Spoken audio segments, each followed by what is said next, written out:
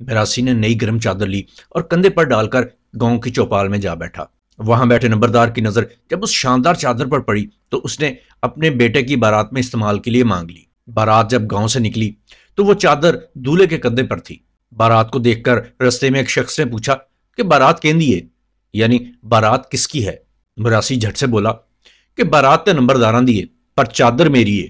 اب چودھری کے لوگوں نے سنا تو انہوں نے میراسی کی دھلائی کر دی کہ اس بندے نے تو تجھ سے بارات کا پوچھا تھا، تمہیں کیا ضرورت پڑی تھی کہ ساتھ میں یہ کہتا کہ چادر میری ہے؟ خیر بارات تھوڑی آگے بڑھی تو رستے میں ایک اور شخص نے بارات دیکھی تو اس نے پوچھا کہ بارات کیندی ہے؟ میراسی ذرا ڈرتے ڈرتے بولا کہ بارات تے نمبرداراں دی ہے تے چادر بھی انہاں دی ہے۔ اب ایک بار پھر پھینٹی پڑی کہ چادر کے بارے میں اس طرح کی بات کر کے اس نے پوچھنے والے کو شک میں کیوں ڈالا۔ خیر میراسی کی دھلائی کے بعد بارات پھر سے آگے بڑھی تو رستے میں ایک اور شخص آیا، اس نے بھی پوچھا کہ بارات کیندی ہے۔ اب کی بار میراسی نے اپنی پوری صلاحیتوں کو بروئے کار لاتے ہوئے فرمایا کہ بارات تے نمبرداراں دی ہے پر چادر دا مینوں بالکل بھی نہیں پتا۔